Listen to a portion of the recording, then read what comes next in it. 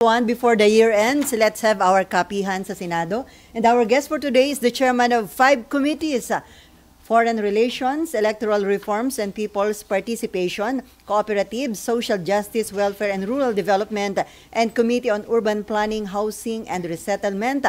Let us all welcome Senator Amy Marcos. Hi ma'am, magandang hapon. Yes. Magandang hapon po sa inyong lahat at overdue na ako dito. Medyo na-late ako, pasensya. Galing pa sa Visayas, hindi maganda ang panahon. At namigay pa tayo ng kung ano-anong mga CLOA, yung mga titulo ng Agrarian Reform Beneficiaries. Dahil bill ko yun, kaya't yun nga, talagang pinagpipilitan ko ipaliwanag sa kanila kung gaano kahalaga. Alam naman nila, tagal-tagal nilang inantay eh. So, thank you very much sa inyong lahat. Nag-privilege speech ako. Minabuti ko na mag-intay hanggang maipon ko yung mga dokumento, mga datos at alamin at aralin ng maigi lahat ng nilalaman ng ating BICAM report. Subalit, sa kasamaang palad, wala naman akong napala. At nag-absent na lang po ako sa signing kasi hindi ko nga maintindihan ang sistema, yung proseso, parang hindi naman naibigay sa amin ng maaga, wala kaming pagkakataon mag-aral at walang karapatan pumirma ng blanco at kulang-kulang na dokumento.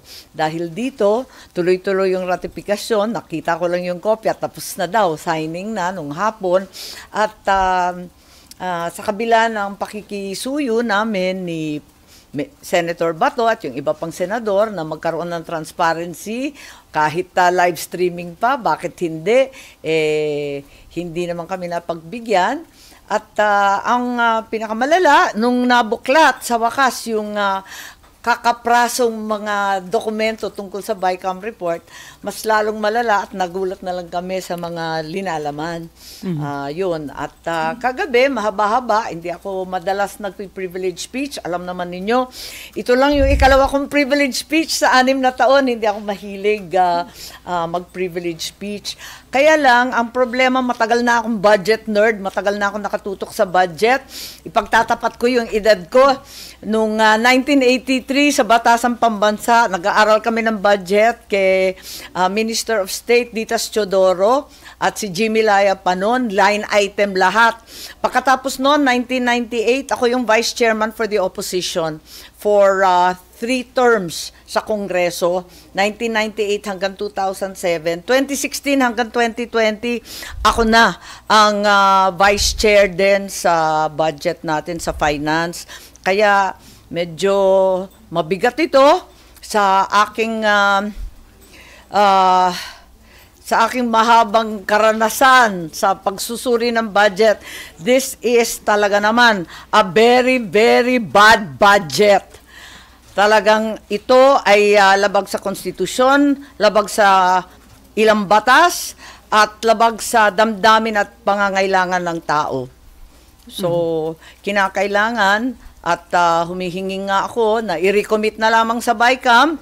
Alam ko na ang announcement kanina talagang hindi raw maaari ibalik sa BICAM.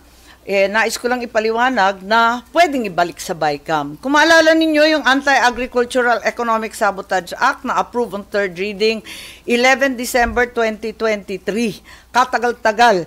Tapos, napirmahan lang 30 September 2024. Pabalik-balik yan, nakailang BICAM yan, nakailang pabalik-balik sa ating mga mambabatas.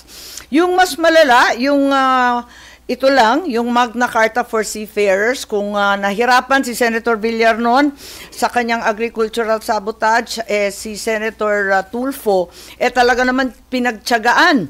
Ang Magna Carta for Seafarers, kasama ko sa BICAM niyan, yung initial schedule for signing, napunta na kami sa Malacanang, andun na lahat ng stakeholders, nakaupo na, in effect, ceremonial na lamang yung February 26, 2024. The actual date of signing was September 23, 2024. So, nakita natin, ang haba nun, di ba?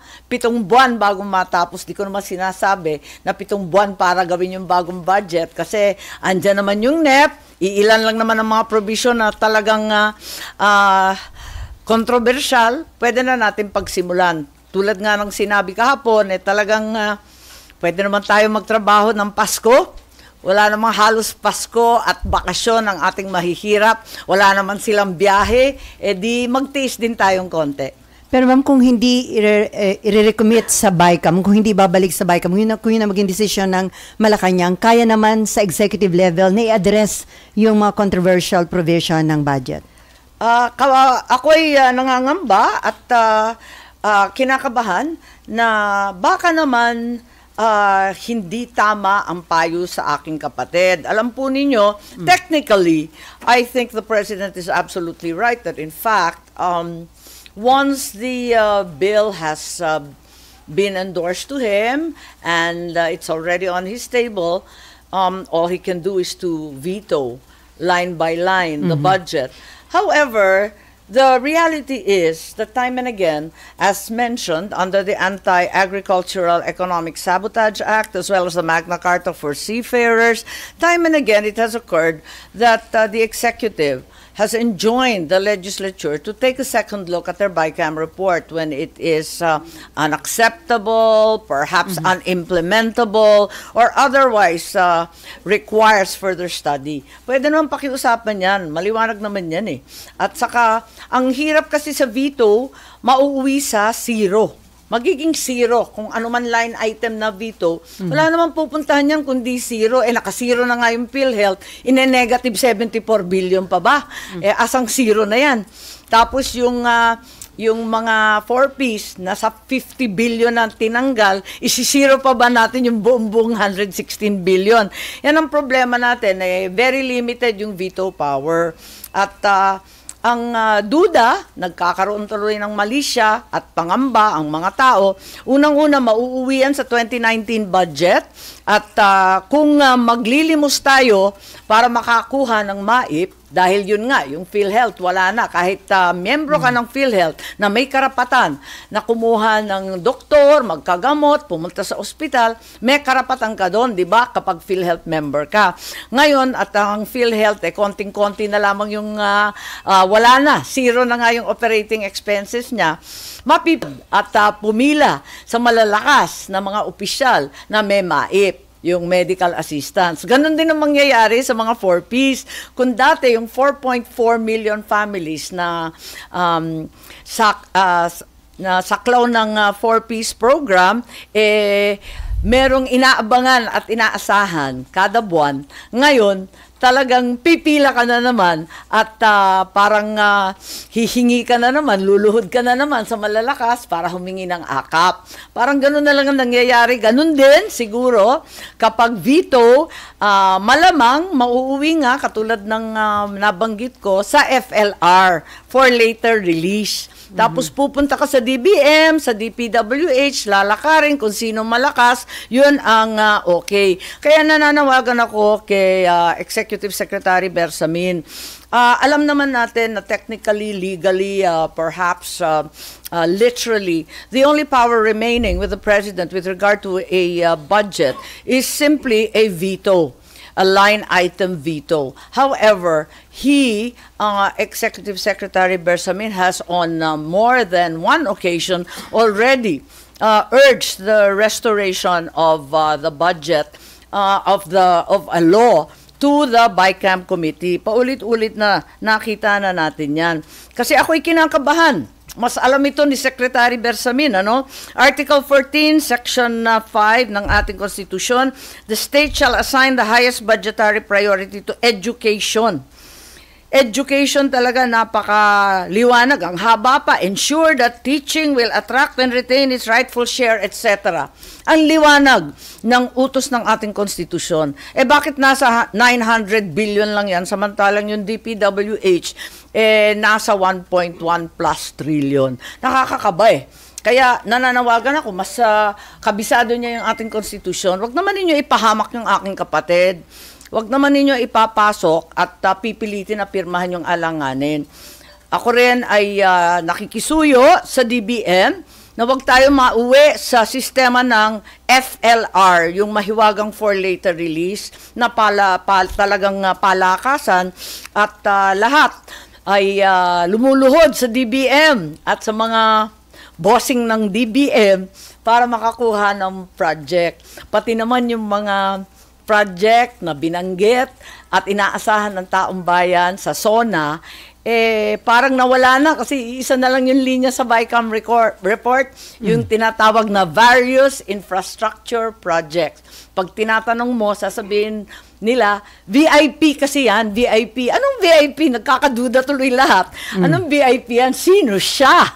Various infrastructure project, very important persons, very important party list. Sino talaga ang nasa likod ng VIP ng DPWH 1.1 trillion na tumataginting sa budget natin? Ma'am, dun sa inyong privilege speech kahapon, sabi nyo, sa pakiwari nyo, may nangyaring himala pagdating sa BICAM. Part ho kayo ng BICAM panel. Sa tingin nyo, sino ang involved? Sino ang nagkaroon ng kapabayaan? Bakit nakalusot? Yung sa tingin nyo yung mga himala na nangyari dyan sa 2025 Hindi budget? ko alam kasi BICAM panel nga kami, pero nag-picture taking lang kami. Alam naman ninyo yung sistema. Ako'y humingi ng tulong. Talaga umpisa pa lang, sinabi ko na. At sumulat ako. Formal akong sumulat sa ating SP, sa Chair, Grace po. Sumulat naman talaga ako at sinabi ko sa kanila kung maaari, pwede ba? At tinanggap nila yung sulat ika-5 ng Nobyembre na nakikiusap ako, gawing klaro ang BICAM conference, gawing publiko para magkaroon ng diskusyon, malaman ng lahat. Hindi ko naman sinasabi na line by line, yung malalaki man lang, yung bilyon-bilyon. Wag naman yung nagugalanta na lang kaming lahat at biglang yung hawak mong subcommittee na pinagtyagaan mo na i-debate, i-hearing, ilang beses nakikisuyo ka. Nako, ilang beses kami nagmi-meeting, formal meeting, 2 beses kami nag-hearing sa subcommittee ng DSWD, baka tapos ilang meeting na informal, sangkatutak na tawag, sandamakmak na papel. Abay, wala nang banggit ng akap. Biglang sumulpot na naman sa BICAM. Saan galing yun? Wala sa prioridad ng Pangulo. Wala rin naman dun sa Congress version. Wala rin sa Senate Committee. Bakit biglang umapir yan sa BICAM? Nagulat naman ako at nalulungkot ako kasi kumbaga dinedma lang yung sulat. Dinedma rin si Senator Bato na sinabi niya, pwede ba? Wag tayong magmumukhang tanga. Pwede bang pag-usapan muna para mabasa namin at least. Nung November 28 yun. Tapos nung December 11, yung ikalawa at huling meeting ng BICAM, sabi nila, magpipirmahan na. Sabi ko, asan yung report na mabasa man lang? Sabi nila, wala pa eh. Ganon. Ayoko na, natakot na ako. Dalam-dala na ako sa ganyang usapin. Gusto ko makisama, pero kung blanco at kulang-kulang ang dokumento, paano ka naman pipirma? Ang takot mo lang. So, hindi na ako sumipot ng December 11, sa madaling sabi. At sa wakas, nung mga bandang 6:00 ng hapon na yun, napadala yung email sa opisina ko.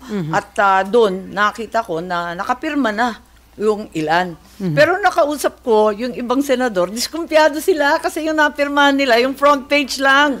Yung iba talaga, hindi sila happy. Kasi nung nakita nila yung ibang pahina, ano to, ba't ganito? Pati sila nagkagulatan. Pero binilang na yon as 16. Hindi na pwedeng bawiin. Hindi na daw pwedeng bawiin kahit page 1 lang sa 100 plus ang pinirmahan dapat. So ma'am, si Senator... Kasi yung...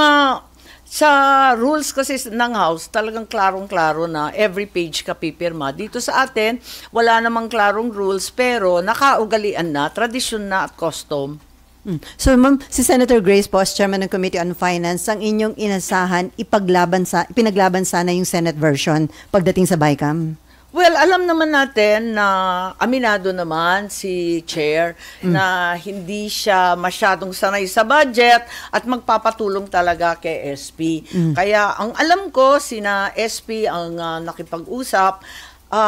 Basta ang alam ko, hindi ko alam kung sino nagtipon-tipon, basta ang alam ko talaga, hindi kami kasali. Yun ang klaro sa akin kasi wala ako dun eh. Ang nakita ko na lang, yung first nga, yung 28 November, tapos yung 11 December. Ayun, yun lang yun. Pero before December 11, ma'am, nabigyan ba kayong advance copy or hindi? No, I didn't get a single copy, which is why I determined not to go. Fearing that I would be compelled to sign dahil nasa publiko ka na, kahiyaan na, makisama ka. pipilitin ka pumirma, nakakahiya naman yung ganun. So ma'am, kung para sa inyo ang best remedy, ibalik sa BICAM, direkta nyo na po bang nakausap si PBBM para... Hindi. Oo, kaya nga, sinasabi ko nga, sana payuhan na lang. Kasi technically, tama naman na hindi na pwedeng ibalik sa BICAM kung nasa desk na niya. Pero alam natin ang katotohanan. Ang nangyari dun sa Seafarers Act, nakakatuwa nakaupo na kami lahat sa Malacanang. Ceremonial na lang, picture taking, kumbaga, tapos na. Biglang February 26 ng Lunes, ando na kami, alas 9 pa lang, initial schedule ng signing for Magna Carta amendments. Abay, matindi yata ang lobby tungkol sa escrow account at may mga shipping groups na umaalma sa napakaraming requirement daw. Isipin nyo, 7 buwan bago natapos at nakipagbunuan ulit September 23. So, ibig ko sabihin, it can be done. It can be done. If we are determined to make a change in the budget, it can be done. The Anti-Agricultural Economic Sabotage Act suffered the same fate. I know that Senator Villar had a long purgatory of waiting, constantly renegotiating, and meeting with the BICAM, with the congressman, and with the executive to finally come out from 11 December 2023 to 30 September 2024. Halos ang taon yun tagal Ma'am, do you have plan to personally talk to PBBM para sabihin niyo yung mga... Well, alam ko naman, kilala ko naman ng kapatid ko, ang instinct niyan, wag makialam. Ayaw niya nang hihimasok, nang gugulo.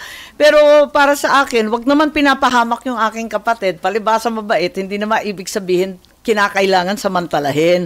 Kaya kay ES na ako nananawagan, kay DBM Amina sa ating Public Works, DBM lalo, kapag nauwi tayo sa FLR ng FLR, medyo masagwa na talagang tignan. Election year, next year, ginawa na nating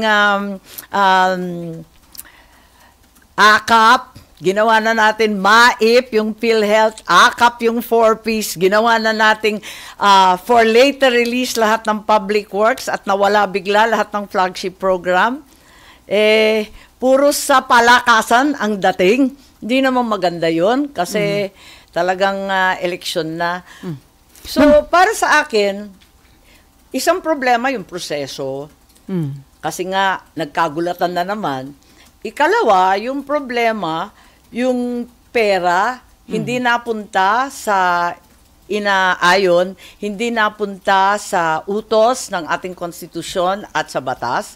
Pero ikatlo, para sa akin, kung inagaw yung pera ng nararapat, abay, inagaw din ang dignidad at ang dangal ng Pilipino. Kasi sa bawat sandali, luluhod ka pipila ka, magmamalimos ka para lang kumuha ng tulong.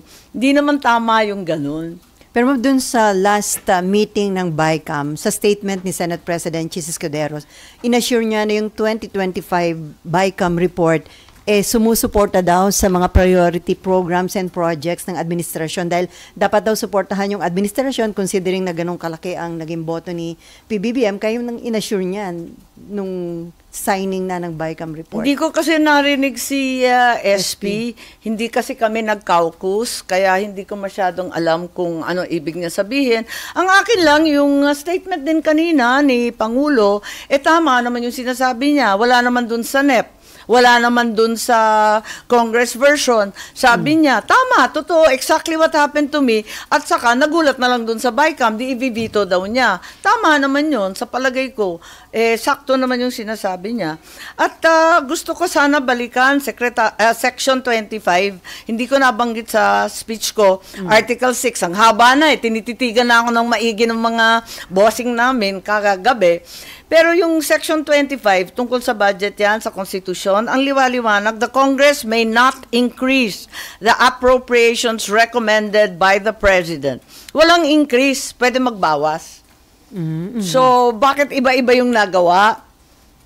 And then, no provision shall be embraced unless it relates specifically to a particular appropriation. Wala nga particular various infrastructure projects. Pipirma ka ba ng ganun? Ano yung various na yun? Ito, pag So parang pork barrel yun, ma'am? Di ko alam Kung eh, hindi- various infrastructure projects, VIP nga eh. Nagkakamali siya tuloy lahat. Ngayon, tapos the procedure in approving appropriations shall strictly follow the procedure for approving appropriations. Walang Detalye. lihim, walang dilim sa ating saligang batas. Our Constitution is neither obtuse nor complicated. It's very, very clear-cut. It instructs us exactly what to do, and it's very, very clear that there appear to be violations. So, may basis kung sakaling may kumwestiyon sa Korte Suprema sa ilang provision ng 2025 budget, ma'am. Sana wag na tayo mauwi doon. Sa totoo lang, yung kinautasan naman, wala namang pangkuha ng abogado, wala namang lobby. Yung mga may sakit na umaasa sa PhilHealth, paano naman yung pupunta sa Korte Suprema? Dudulog ba naman ng kanilang hinaing yung ating 4Ps? Hindi naman kaya ng ating mga retired sundalo. Paano ba naman yung mga yan pupunta pa sa Korte Suprema? Gawan na lang natin ng paraan, kaya sana yung DBM, Secretary Amina, please, wag naman FLR naman ang uwian natin. At saka yung ating Secretary Bersamin, ibalik na lang natin yung pakiusapan na nangyari dati nung hindi katanggap-tanggap yung ilang batas nung nakaraang taon. Ma'am, doon sa 2024 budget, disappointed ka rin, na-surprise ka rin dahil may mga insertion pagdating sa BICAM, di ba? May mga isiningit itong AKAP, yung pondo sa PI, sa COMELEC. So, kung ikukumpara dito sa 2025 budget, mas matindi, sabi nga, very bad budget itong 20. Very bad mas budget matindi ba? talaga. Mas masama ba? Mas worst ba itong 2025 budget kumpara sa 2024? Well, ito yung binabanggit ko. Natatakot ako sa utos ng saligang batas. Yun ang maliwanag. Doon naman, talagang gulatan nga doon. Pero ito yung violation of the Constitution, nakakatakot. Section 25, Article 14. Parang ang dami na nito. Ang daming kaduda-duda, kakanervyos. Tapos yung mga batas, yung PhilHealth law, very clear naman yan eh. Na talagang may bahagi dyan para sa operational cost. Hindi ko maintindihan yung sinasabi nung Mr. Ledesma tungkol sa 150 excess fund na naman. May excess fund na nung 90 billion, may 150 na naman. Ano kaya yun? Di ko nga maintindihan hanggang ngayon, di pa nga sila nakakaipon ng required actuarial 2 years expenses. Di ba? Para magkaroon sila ng reserve investment fund. Kasi insurance yan dapat may ipon. Kasi kung sabay-sabay mag-claim, mauubos. Kaya kailangan laging reserve fund. Ang reserve fund, hindi ginagalaw talaga dapat. As a matter of fact, kulang pa nga yung ipon nila So, okay, before may ang PhilHealth po kasi ngayon may statement na kahit zero subsidy, kaya daw nilang i-improve, palawakin yung mga health services na ibibigay nila next year. Yes, currently, to the best of my knowledge, I'm not aware of the 150 excess na naman. Baka lipatin na naman yan sa kung saan. Pero my information is that until today, the PhilHealth has not even created an investment reserve fund as required because they've never exceeded the ceiling of 2 years projected program expenditures. So, kulang na kulang pa rin yung pera nila. Walang surplus as stated. Kasi yung actuarial reserve, yung na-compute, yung actuarial cap is not yet met. May cap kasi yan pag insurance, di ba? Meron kang ipon. Kasi doon kukunin pag sabay-sabay nag-claim para hindi ka maubusan. Yun ang problema. Wala pa nga silang investment fund kasi hindi pa nga nakakaipon. At ang liwanag na kinakailangan talaga sa Universal Healthcare Act na magkaroon tayo ng program reserve fund at kailangan din na may share talaga sa tax collections yung PhilHealth. Pero initially si PBBM ma'am nagsabi na bakit nga bibigyan ng subsidy kung alaki naman nung reserve fund o laki ng pondo ng PhilHealth na hindi nila ginagamit. So, hindi ba parang na-inform ng tama si Presidente doon, ma'am? Initially, parang sinabi niya, bakit mo ba bibigyan nga ng subsidy? Ang dami pang pono. Hindi ko alam, pero ang alam ko lamang, talagang tulad ng lahat ng insurance fund, kinakailangan talaga, may actuarial cap yan. Talagang may iniipon. Ganon. Ayun. Okay, Mayan. And then, Nympha? I just wanted to rectify yung NEP, wala siyang akap. Pero yung Congress version pala may 39 billion. Nakalimutan ko pero gusto ko lang i-clarify na walang akap nung sa NEP. Doon nag-hearing kami sa DSWD, paulit-ulit kong tinatanong, paano ba yung akap? Ay hindi, wala nang priority yun. Paano ba yung akap? Ikalawang hearing, informally, siguraduhin na natin para maayos na natin yung mga alituntunin. Kasi hindi naman ako kontra sa ayuda. Gusto ko lang maayos. Nalalabuan kasi ako sa akap. Ang sabi ba naman, lahat daw ng tinamaan ng inflasyon. Sa loob-loob ko, lahat naman yata biktima ng inflation. Sino bang hindi? Tapos tinanong ko, hindi naman pwede yun. Labo, lahat naman tayo tinamaan ng inflation. Hindi. Yung yung kulang sa kita. Naku, tumiwanag ba yan? Sino ba yung kulang sa kita? Hindi, yung near poor. Paano yung talagang poor? Hindi pa nga tayo nakakapagbigay sa totoong poor na PWD, na seriously challenged, yung mga nakaratay na mga lola at lolo, yung mga solo parent, ang dami pa nakapila dyan, di pa natin nabibigyan. Laki-laki na ng utang natin sa mga seniors. Bibigyan pa natin yung mga near poor at yung mga sinasabing kapos ang kinikita. Pambirang buhay ito. Okay, Mayan. Hi, ma'am. Ma'am, were you able to talk to SP or Sen. Grace before or and after your speech? Kasi dun sa speech nyo, sinabi nyo, ginagawa pa ba natin ang trabaho natin? So clearly, hindi po kayo happy din sa performance ng senator sa BICAM. Hindi ko naman sinisita yung aking mga bossing at yung mga kasamahan sa Senado kasi hindi ko nga alam kung ano nangyari. So, nagkausap naman kami ni Grace at alam niya mainit ang ulo ko. At sinabi ko sa kanya, hindi naman kita sinisisi pagkat alam ko na hindi naman ikaw ang gumagawa ng lahat, hindi ka naman talaga ang nag-o-order dyan. Nakikisama rin tayong maigi, gusto natin tumulong.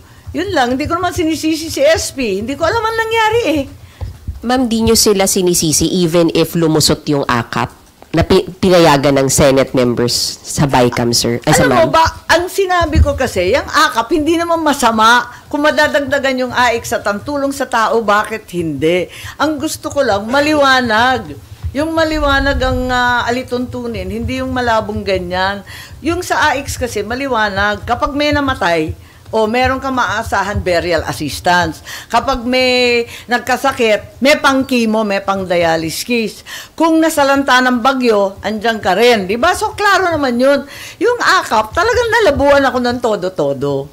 Pero ma'am, yung akap kasi parang may powers yata yung senators or congressmen to refer sino yung beneficiaries po. Yun pa ang isang nakakanervyos dahil ang klaro-klaro, nadali na yung ilang senador dyan sa Belgica versus Ochoa. Ang liwanag naman, kapag tapos na yung budget, walang sino mang mambabatas na makikialam sa implementasyon ng mga budget na linagay niya. Hindi naman po pwede yun. Labag na naman yan sa utos ng Korte Suprema na katumbas ng batas. So, ang daming problema nito, hindi ito malulutas sa simpleng panglaline veto. Okay, Nympha. Pero ma'am, since ang decision na nga po ng Presidente hindi na ibabalik sa BICAM, so magla-line veto na lang, would you ask or are you asking the President to veto that specific provision, ma'am, sa AKAP? Hindi ko alam, pero may nabanggit siya kanina. So, tignan natin. Hindi ko pa alam kasi yun nga, ang hirap-hirap magsalita kapag yung hawak mo na papeles hindi kumpleto.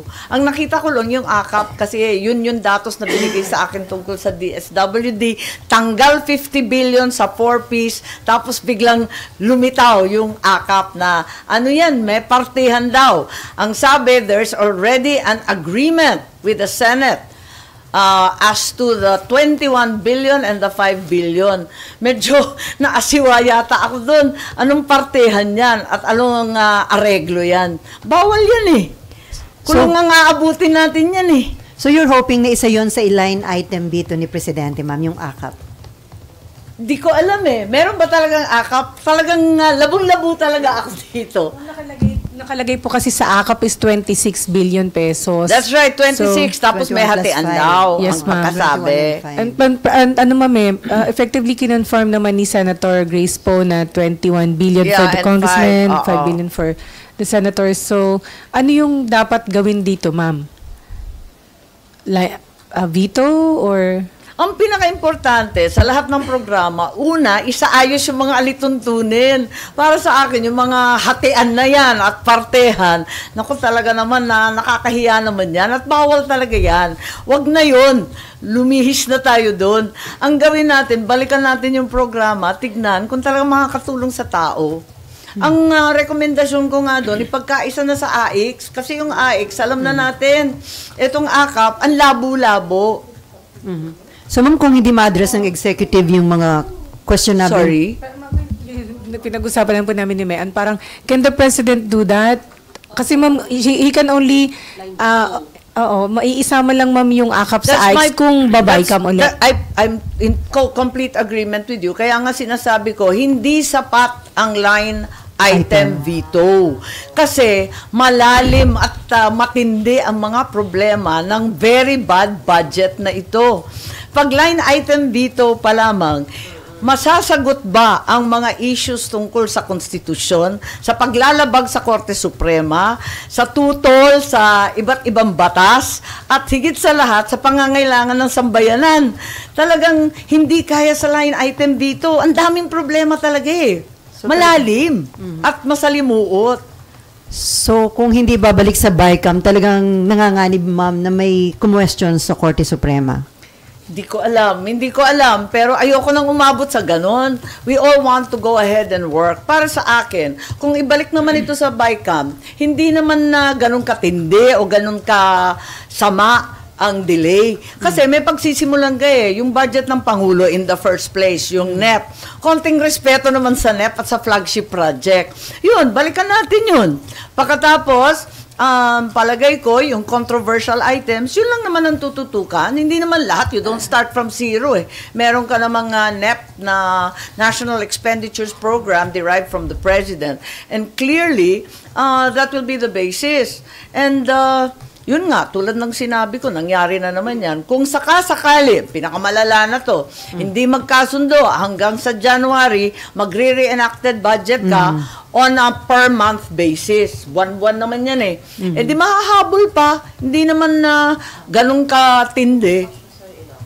As soon as a proper budget has been finalized, eh di yun na ang papalit dun sa 2024 budget.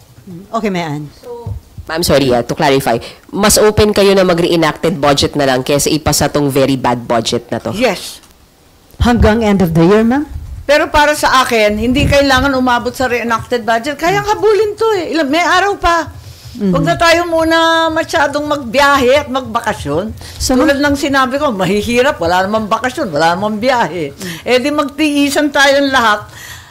So, ma'am, kung magbabay ka, mga 1 month lang na magiging reenacted yung budget. Hindi naman to tatagal ng ganun eh. Sabi ko nga, ay may NEP naman tayo, kayang habulin yan. Kung seryoso tayo at talagang puspusan magtrabaho, magkasundo, at sabihin ng ating Pangulo, ng ES, ng DBM, eto talaga ang kinakailangan ng bansa, ito yung tutukan natin. Sa palagay ko, wala pang 1 linggo yan tapos. Ma'am, hindi ba during the BICAM, usually may mga tao naman ng executive, nandyan yung budget secretary, okay, may mga tao sila. So, may consultation bago nabuo yung BICAM report. Di ko alam. Wala akong nakita at Di ba walang before- pag-usap sa akin. Pero before, di ba, usually may representative ang executive sa BICAM. I don't remember seeing too many of them. Most of the people I saw were the staff, the LBRMO, the APRO group from Congress. So, But like I said, I was utterly and completely dismayed by the process, and I only went to one BICAM. In fact, there were only 2 BICAMs, and it lasted all of what? Ilang minuto lang yun. Sabi ni SP Cheese, wala naman daw talagang perfect budget. Kaya, Wala talaga. Pero First time ko, sa hinaba-haba, kinuwento ko na nga yung buong kasaysayan ko sa budget na nag-umpisa ng 1983. Nahihiya na nga ako eh. Maaga pa dyan, earlier pa, kasi nag-umpisa ako ng kabataang barangay nung SK ako. Parati akong nanlilimos ng budget. Kaya parati akong dikit sa budget. Sa tinagal-tagal ko diyan sa budget, as administration, as opposition vice chairman, alam ko talaga na very bad budget talaga to. May himala talaga, nakakaiba. Yung mga dati, talaga naman may mali naman talaga eh. Alam natin yun, wala nga perfect budget. Pero wag naman unconstitutional, illegal, immoral. So, si Senate President Chis Escudero is a lawyer. Hindi niyo nakita kaya yun, ma'am? Yung mga sa tingin nyo ay illegal and constitutional doon sa Hindi pa kami hindi kami nag-uusap eh. Wala kasi masyadong caucus. Kaya napilitan ako ng privilege speech. Sabi ko nga, this is only the second time na tumayo ako ng privilege sa hinaba-haba ng panahon. 6 years na ako rito. This is the second time. Yung first time, agrarian reform. Yung second time, ito, kasi ayoko mapahamak ang aking kapatid. Okay. Ma'am, nung nag-privilege speech kayo, walang nag-react, walang nag-explain. What do you make of that? No, what happened was I was told that I was not going to have any interpellation. Pinagbawal yung interpellation. Sabi ko, sige, mag-privilege speech ka, pero wala nang tanong-tanong. But you were hoping then kahit papaano na may explanation from Senator Poe, Senate President Cheese. Okay lang, dinedma ako, pero nasabi ko naman yung dapat. Ma'am, do you think yung lumabas na, although fake news naman daw, na planong kudita sa leadership ni SP Cheese? Ay naman, ako na naman ang sisisihin. Ma'am, do you think it has something to do with the budget, ma'am? But yung timing? Hindi ko alam. Kasi nauna yun eh.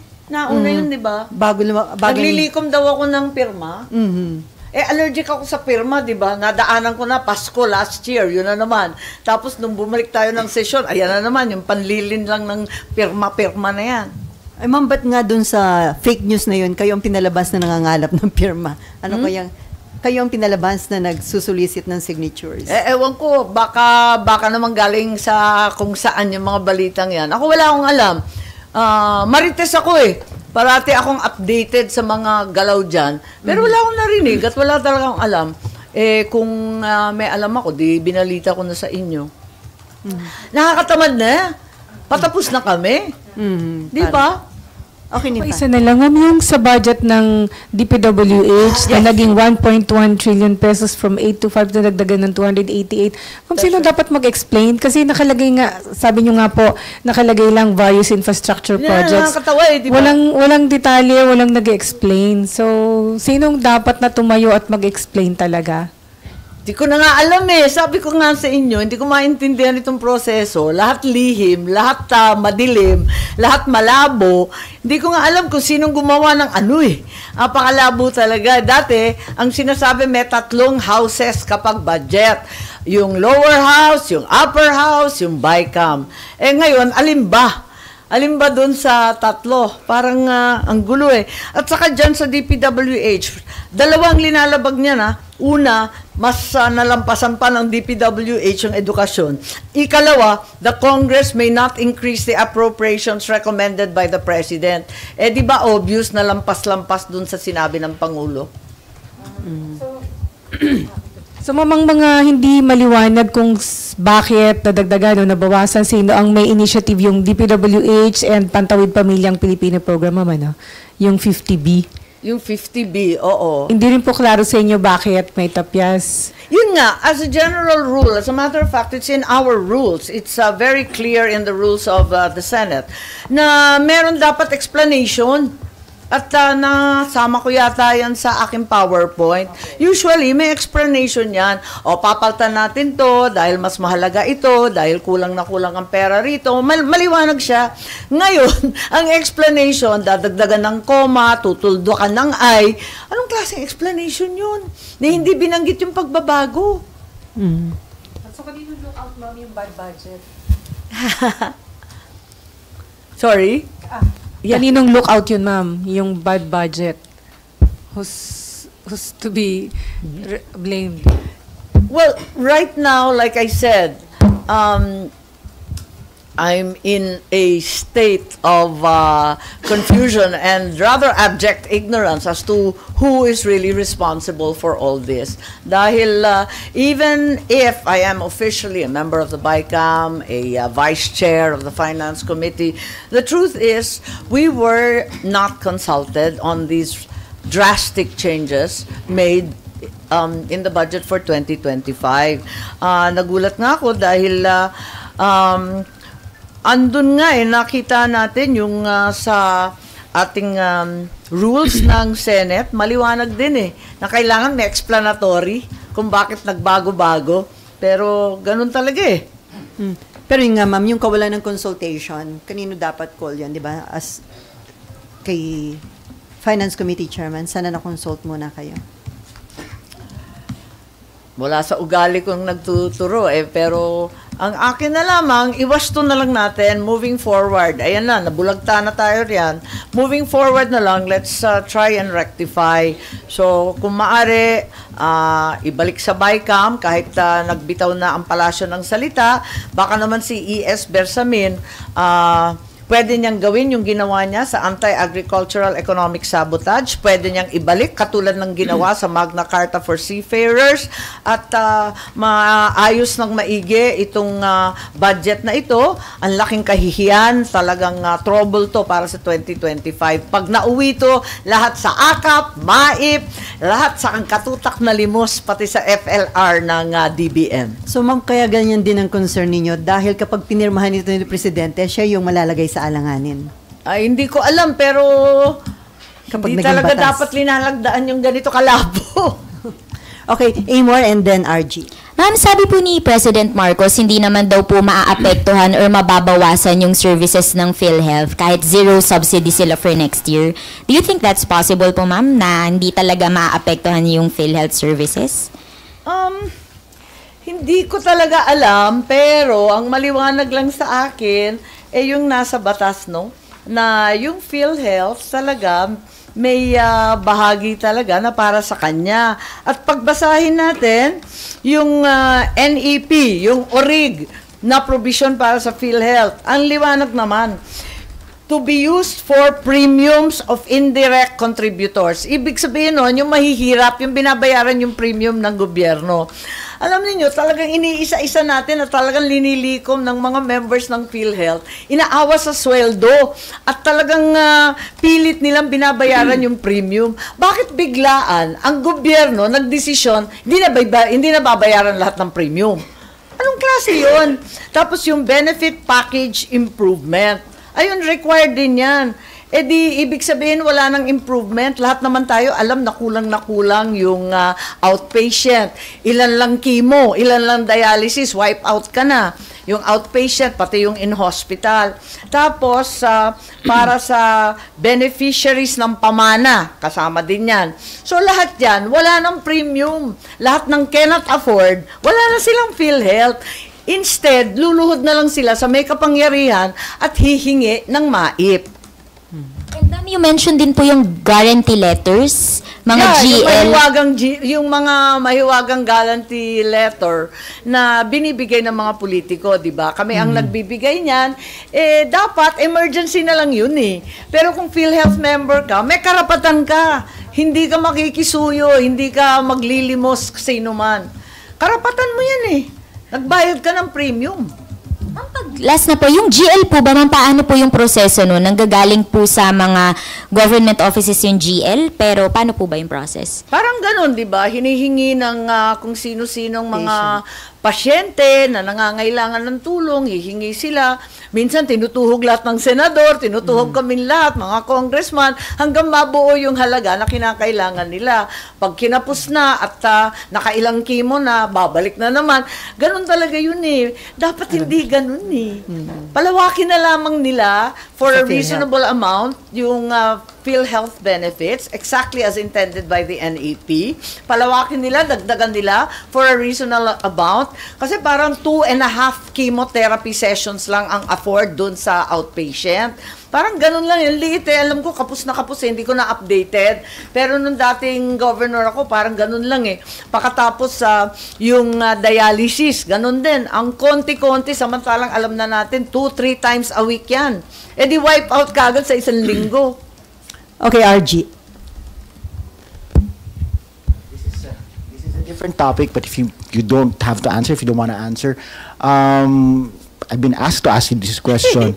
How do you feel about Sagutin ka na. How do you feel about yung naging dating pahayag ni Vice President Sara Duterte about the exhumation of the remains of your father and what she intended to do that at that time nung nagsalita siya? Balita pa ba yan? Panis na yan. Wala na akong may dadagdag. Eh, ma'am, dun sa third impeachment complaint against BP Sara na na-file today. Meron nga eh, di ba? Saktong-sakto. Oo. May mga malisyoso nga nagsasalita na fundraising na nga daw tong budget na to para sa 1 trillion impeachment. Eh, bigla akong kinabahan. So, Ha? itong budget gagamitin for the impeachment? Eh, 1 trillion daw ang inaasam-asam na lilikumin eh. Para Oo. pambayan. Alam mo, ang daming marites, hindi ko alam. Totally without basis, but it's been maritest. So, ma'am, personally, may preparation ka na sakaling umakyat dito sa Senate yung impeachment? Wala. Mhm. Wala akong preparation, Pero kasi alam ko kung anong gagawin ko. Pero nagkausap na kayo ni Vice President Sara since yung outburst niya. Oo naman. So, how was it, ma'am? Pero Pwede hindi po ako Oo naman. Pero ma'am, ano nakikita? Pero hindi pa kami nagkikita eh. Kasi, ewan telepono ko. lang kayo nag-kausap, ma'am? Ha? Yung since yung... Kung maalala, kung nakita ko siya, kailan ko ba siya nakita? Pero ma'am, since nung outburst niya... Kasi panay punta niya sa Davao. At ako naman, wala nang ginawa kundi lumipad sa kasulok-sulukan ng daigdig. So, pero parang tigil naman ngayon. Ano yun, ma'am? May na-workout kayong ceasefire? Parang tigil naman yung sagutan ngayon ng Presidente tsaka ni Vice. Tulad ng sinabi ko, pinagdadasal ko na lang silang lahat. Pero ma'am, anong nakikita mong senaryo? Aakyat kaya sa Senate yung impeachment complaint? Maraming nagpupumiglas, hindi ba? Pero para sa akin, napakalungkot, napakasama para sa ating bansa. Kadami-dami na nating problema. Hindi ba dapat tutukan na lamang yung bigas, yung mga issue ng kuryenteng sintu-sintu at napakamahal? Hindi ba dapat tutukan na lang natin ang ating mga pobreng mga sundalong hindi bibigyan ng kung ano-anong kailangan nila sa West Philippine Sea? Ang daming problema. Hindi ba dapat tutukan na lang yun? Ba't dadagdagan pa natin? Ma'am, ito nga yung Fitch rating, ang sabi nila, a prolonged and fierce Marcos Duterte feud could cause fiscal and economic risks. Tama, nabasa for the ko rin yan Philippines. na talagang hindi siya maganda sa ekonomiya. Siyempre, iiwas yung mga nag-i-invest, lokal man o dayuhan, dahil walang kasiguraduhan eh. Di siyempre, kinakabahan sila mag-expand, kinakabahan sila mag-invest. Sayang eh, parang inggit na inggit ako sa Malaysia. Bilyon-bilyon na ang linagay ng Google, ng Intel, ganun din yung Thailand. Bakit tayo nahuhuli? Vietnam, parang ang laki-laki na ng foreign investment nila. Although, sinasabi, may pumapasok rin dito, pero yun nga, napakalalaki ng mga IT investment sa kanila. Ang ganda eh. Pero ma'am, before may marami nagsasabi na pwedeng may mahalagang role kang gampanan dahil close ka kay BP Sara and then kapatid ka ng Pangulo. May mga appeal na mag-intervene ka para ma-address yung, at ma-prevent yung matagal at matinding bangayan between the two highest leaders of the country. Tulad ng sinabi ko, pinagdadasal ko na lang sila kasi marami yatang nambubuyo eh. So hanggang dasal na lang ma'am gagawin mo. May himala. Okay, Mayan. Ma'am, sorry, last on my part, babalik ako isa lang sa budget. Sir, ma'am, how can you be sure na pag binalik kunwari sa BICAM ay maaayos? Same members lang naman yung BICAM. So yung nagtutulak ng AKAP, andun din sila, ma'am. And Tama. for sure, di rin naman sila papayag na mawala yun po. I think for that reason, nabanggit na nga ni Pangulo na magla-line item veto siya.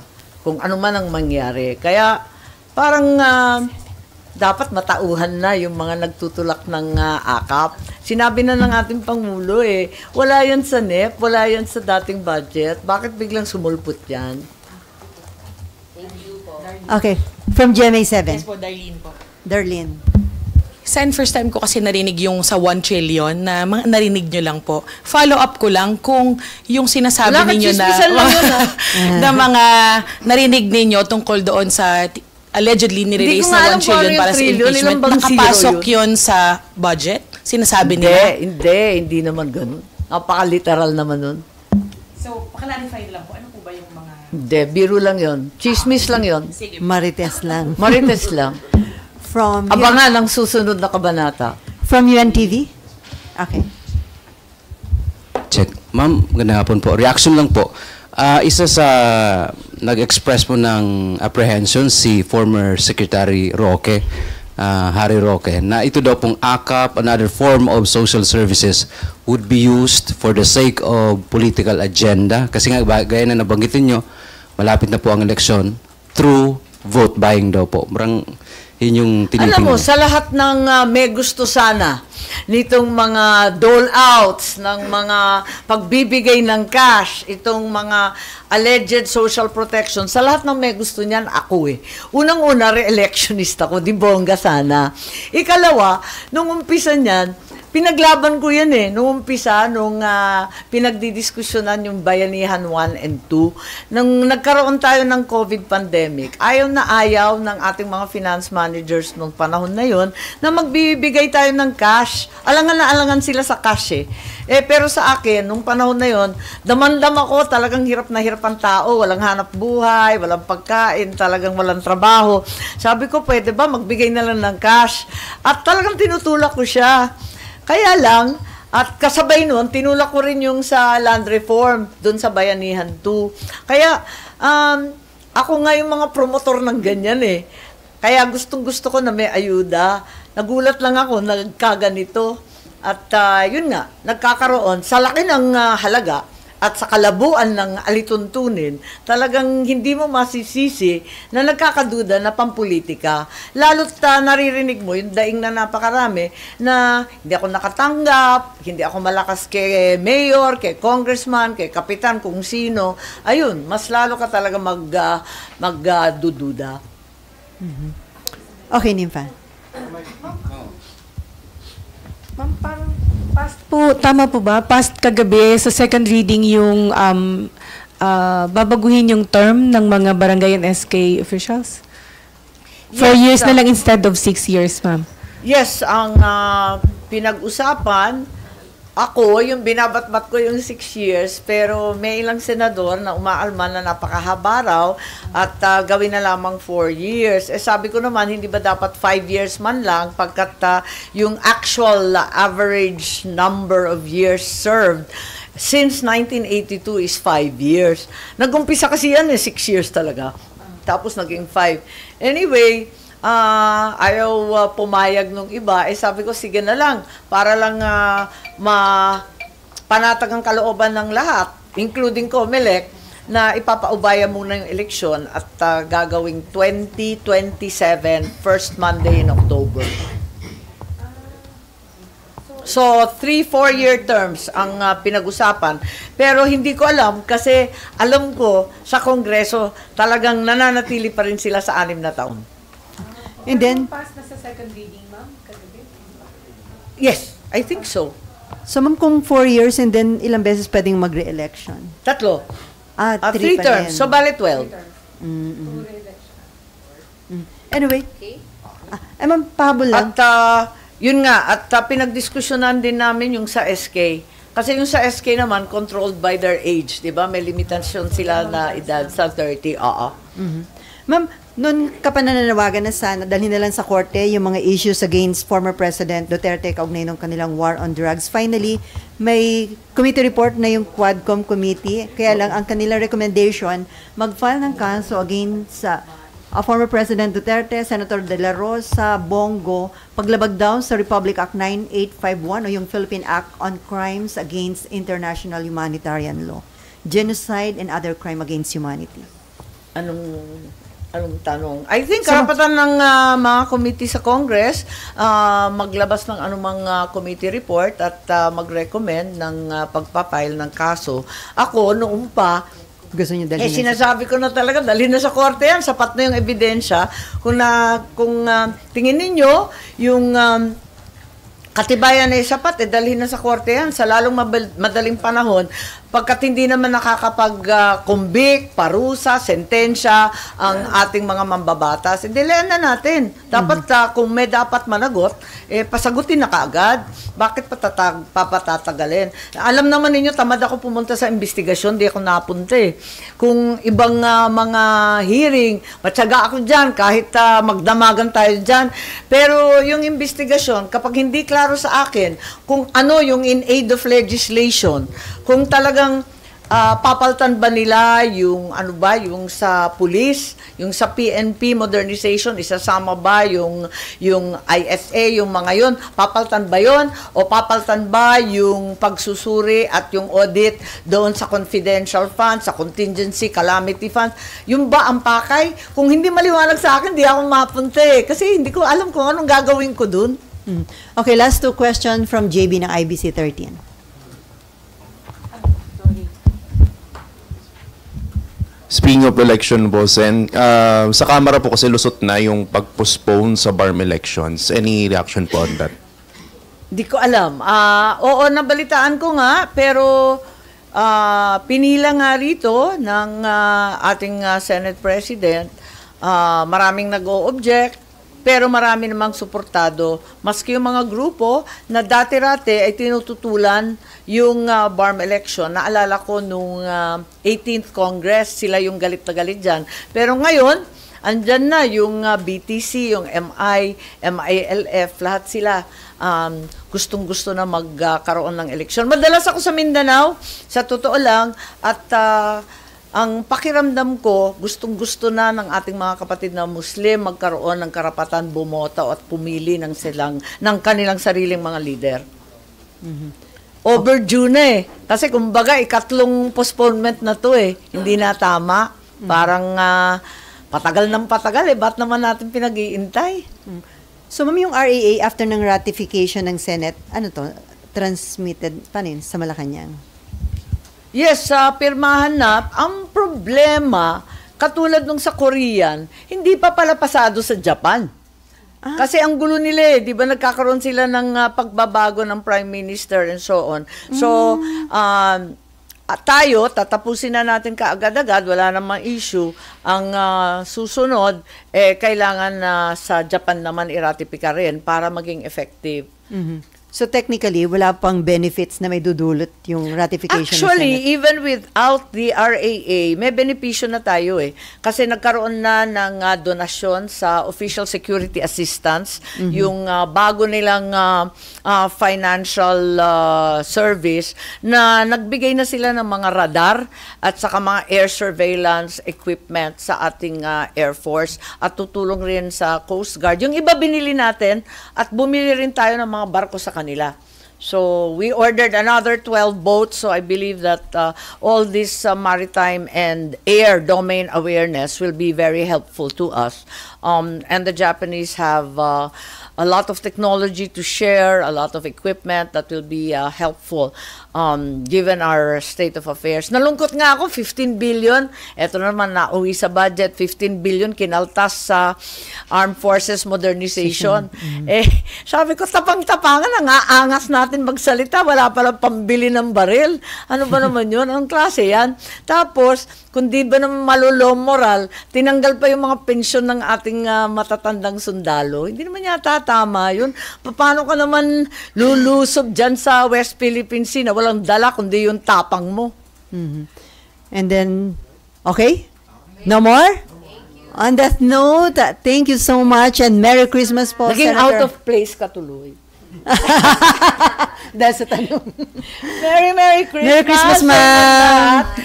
I'm just in town, so ano man ang kailangan na trabahuin, kung ano man ang tatanungin, andito lang ako sa text lang. Hindi kayo mag-out of the country, ma'am, ngayong Christmas break. Gusto ko lang matulog ng matulog. Thank you, ma'am.